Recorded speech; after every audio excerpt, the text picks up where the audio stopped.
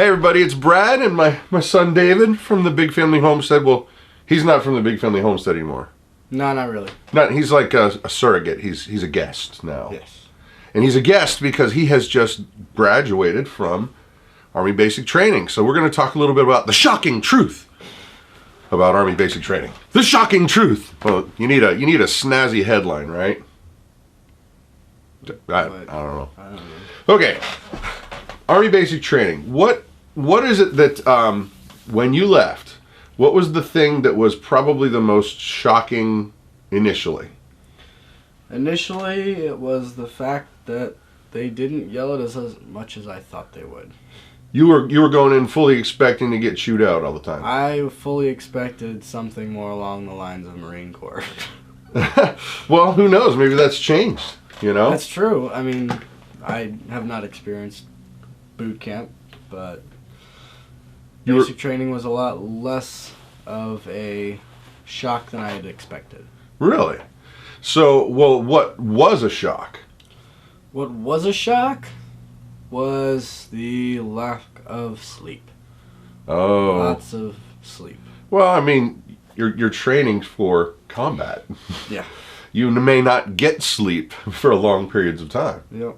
So now tell me about the food, because that's always one of the things that everybody complains about. They go, the food's blah, it's horrible. Well, the DFAC food is... Wait a minute, what is DFAC? Dining facility food. Dining facility food, okay. All the dining facility food was not up to par, but the MREs were not bad. They're not bad anymore. Really? Yeah. Because there's even people on YouTube that have entire channels devoted to, they open and eat MREs. Some of them you don't want, such as the mystery meats. What do you mean mystery meats? Just says don't ask on the label. Meats. No, it's the ones that are like the breakfast food with the sausage patty and it's maple syrup flavored sausage patty. Okay. Okay. So it comes in it's about this big of a piece of meat, and it is covered in hardened grease, and sometimes that's one of the biggest items in your MRE, so you got to eat it. Yeah, or else you will not have the energy. Or else you will not have energy for the rest of the day. So now, what were some of the better ones? Some of the better ones? I like the chicken pesto pasta.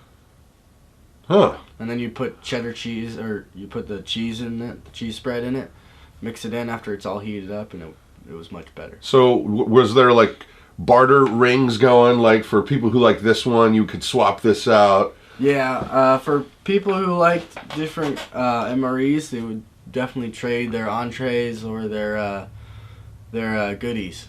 Their goodies. So how did they deal with the gluten-free paleo diet people?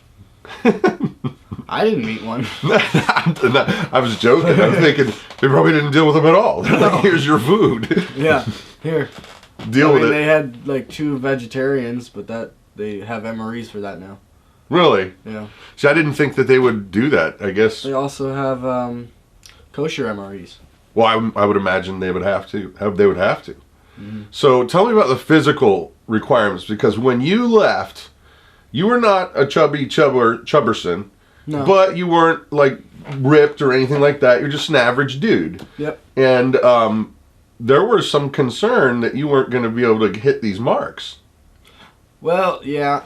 Because at one point, I didn't pass the sit-up part, and then I passed it because I worked at it really, really hard and got to the point that I needed to be at, and then I figured, I can drop off of trying, pretty much. And, he got cocky. So the first one, I didn't pass with the sit-ups. The second one, I passed the sit-ups because I worked at it.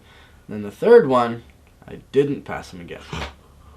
But the fourth one, I finished up. It was fine. So, but now, PT, physical training. Yep. It's every day. How often? Well, it wasn't really every day, actually. Surprisingly, I mean, especially if we had field training exercises in the morning, we would do those, such as ruck marches or heading A ruck out. march? Yes. Which is? Which is you pack up all your stuff. It's technical. It's a technical term. Your stuff. All your stuff. Like you got your bed strapped on your back. Ready to go, sir. Now you've got your body armor on, your backpack full, your assault pack full of some changes of clothes and some tools. You got your helmet on, your camelback, which is full of water, and that's pretty much it. But you just ruck. We did a 4K first, and then we did 8K, and then we did a 10K. No, we did a 12K and then a 16K. You know, that's interesting. I never really thought about it. They measure you guys out in kilometers, even though here we use miles. Because it's an international standard. Aha. Aha. Mm-hmm. So, question for you. What was the most physically demanding thing? Physically demanding was... Well, none of it was really that hard. I was just trying to get my speed up to par on the run. Because they bring you along like it's like a progression. Yeah, and you don't get many times to push yourself on the run. We don't run as much as you would think. Huh. It's like you get maybe 1 or 2 run days per week. Huh. So they kind of gradually bring you up to where you need to be. It's not just like, bam, you have to meet these standards. No, it's you bring it up. It's definitely working up to the last day kind of thing. What about some of the mental challenges? Because, you know, I have been away. I cannot claim the high honor of being a Marine, but I went into boot camp, and because of the ground war, my MOS was no longer there. They were not accepting guys who would go in the band because they didn't know what was going to happen. But I was there long enough to understand some of the mental stuff, that the homesickness and the culture shock, and talk just a little bit about what some of those challenges were for you. Honestly, the homesickness was probably the worst part, especially since I didn't get letters for about the first 2 weeks. That's not because we didn't try. No, it's because of the logistics, distance and not being able to have my address yet and stuff like that. But that and the fact that sometimes you're not able to go to church because you got to do laundry. Laundry is one of the priorities. Church is a privilege. I hear you. So now, you actually told me a couple stories of different drill instructors who were very encouraging. Yes. Yeah. I have, I'm not going to mention his name, but he was one of my platoon drill sergeants. He was more of a historian. He liked to talk about history stuff. He said that he would want to, after he gets out of the Army, that he's going to look for a job in a military war museum. Mm-hmm. He even mentioned something about trying to get a job at the Smithsonian a while back, but he was just not as versed as another guy. But he was not the typical drill instructor you see on TV where they're just, you know, screaming and yelling and all that kind of stuff. You said he was really encouraging to you. Yeah, he was. He was very encouraging to most of us. He could have his angry moments at times, but when he was disappointed with you, you knew it. You knew. But it wasn't that he was dropping you. He wanted you to feel disappointed more than tired.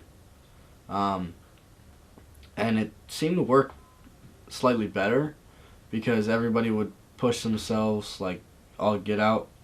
Because they didn't want to let him down. They didn't want to let him down. He was one of the favored drill sergeants, and I was glad to have him. Yeah.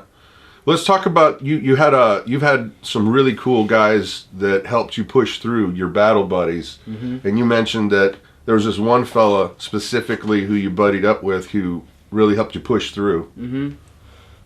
Yeah, I had this one buddy. He was more physically fit than I was. That's the kind way of saying he was built. Yeah. Yeah. He was much better at running, much better at everything else. But we were buds. He was awesome. He He'd help you pace. Yeah, he paced me for my last 2 PT tests. He was there holding my feet for the sit-ups, counting me and pushing me, saying, "Hey, get up. Stop crying like a baby and get up." And then he would run with me and keep pace with me because he was faster. So it wasn't that big of a deal, but he'd push me. At one point, actually, when he wasn't pacing me, the first sergeant who was running that day actually came up beside me and started pushing me. He ran with me about half the time that I was supposed to. Definitely made me finish faster than I had been.